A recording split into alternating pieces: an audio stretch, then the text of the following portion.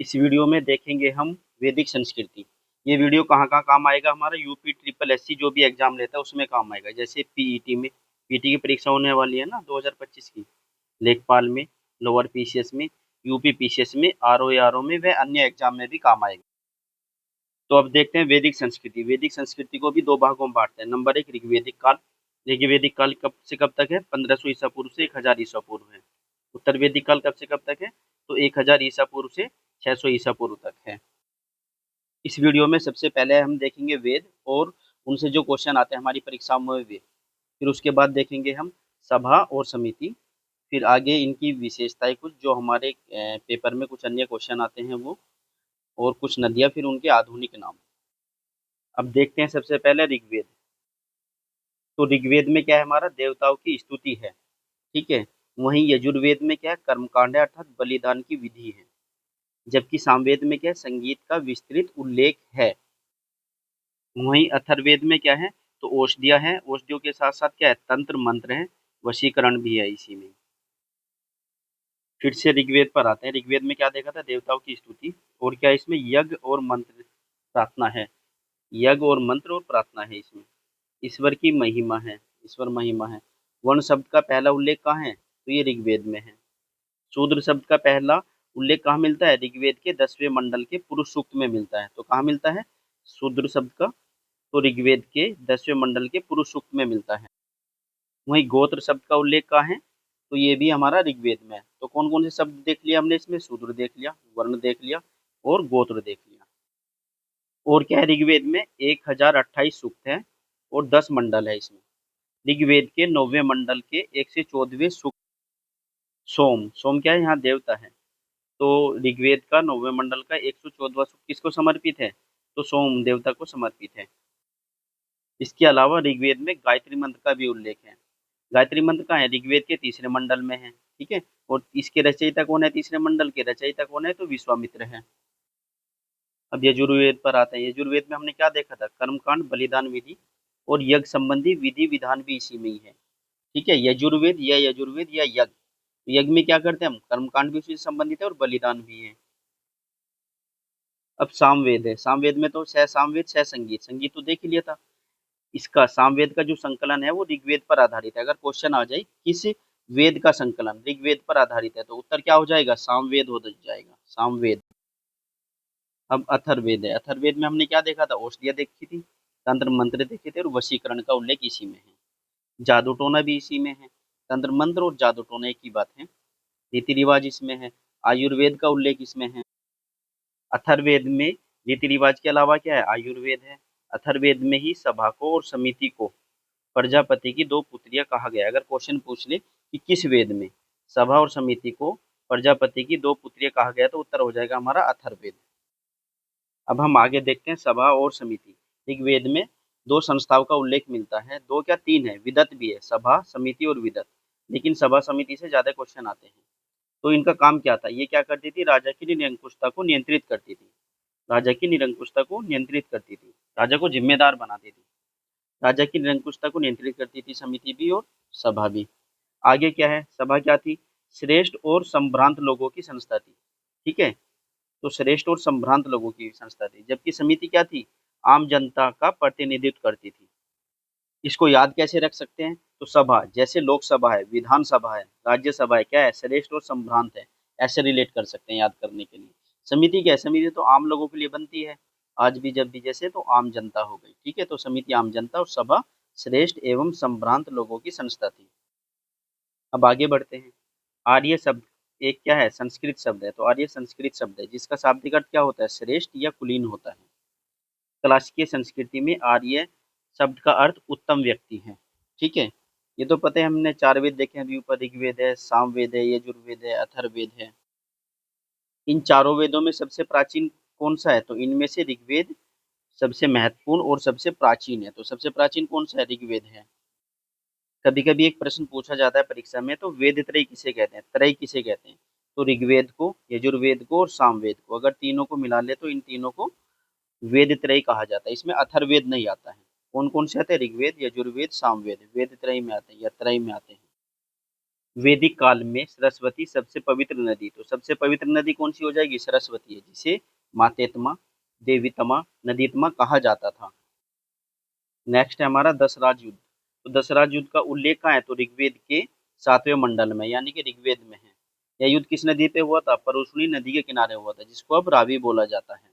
इसमें किसकी जीत हुई थी? तो भरतों के राजा सुदास की जीत हुई थी।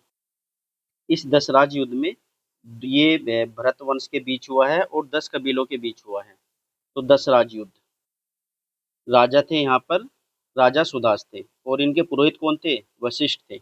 जबकि जो दशराज युद्ध में दूसरी पार्टी थी वो थी 10 कबीला। इनके पुरोहित कौन थे? विश्वामित्र थे। एक तरह से युद्ध हुआ था वशिष्ठ के बीच में और विश्वामित्र के बीच में। इसमें जीत किनकी हुई थी? तो वशिष्ठ की, अर्थात जीत हुई थी राजा सुदास की जीत हुई। ये बहुत इंपॉर्टेंट है, बार बार पूछता है। दशराज युद्ध का उल्लेख कहाँ है? ऋग्वेद में। किस नदी के किनारे? परुष्णी या रावी नदी के किनारे। किसकी जीत हुई है? भरतों के राजा सुदास की। भरत की तरफ से कौन लड़ रहे थे? तो वशिष्ठ। जबकि 10 कबीले की तरफ से कौन लड़ रहे थे? विश्वामित्र। आगे बढ़ते हैं। यव शब्द को जौ से संबंधित माना गया, यानी कि यव किसको कहा जाता था? जौ को कहा जाता था। इंद्र को सबसे प्रतापी देवता माना जाता है, जिन्हें 250 सूक्त समर्पित है। तो 250 सूक्त समर्पित है इंद्र को। अग्नि को 200 सूक्त समर्पित है। वहीं सोम तीसरे नंबर के देवता हैं। तो सबसे महत्वपूर्ण देवता कौन हो गए? तो इंद्र हो गए सबसे महत्वपूर्ण। दूसरे नंबर के कौन हो गए? तो अग्नि हो गए। तीसरे नंबर के कौन हो गए? सोम हो गए। वैदिक काल में गाय को अघन्य, अर्थात न मारे जाने योग्य कहा गया है। तो इसमें अगर पूछ ले कि अघन्य किसे कहा जाता था, तो गाय को। वाक्य एक शब्द में भी हो जाएगा, न मारे जाने योग्य क्या हो जाएगा? अघन्य। एक प्रश्न पूछा जाता है, बार बार पूछा जाता है कि वैदिक संहिताओं का सही क्रम बताना हमें। सबसे पहले क्या हो जाएगा? नंबर 1 पर वैदिक संहिताएं, दूसरा ब्राह्मण, तीसरा अरण्यक और चौथा उपनिषद। तो पहला वैदिक संहिता है, दूसरा ब्राह्मण, तीसरा क्या है? अरण्यक है, और चौथा उपनिषद है। आगे है उपनिषद किस पर आधारित है? तो उपनिषद दर्शन पर आधारित है। तो उपनिषद दर्शन पर आधारित पुस्तकें हैं, जिन्हें वेदांत भी कहा जाता है।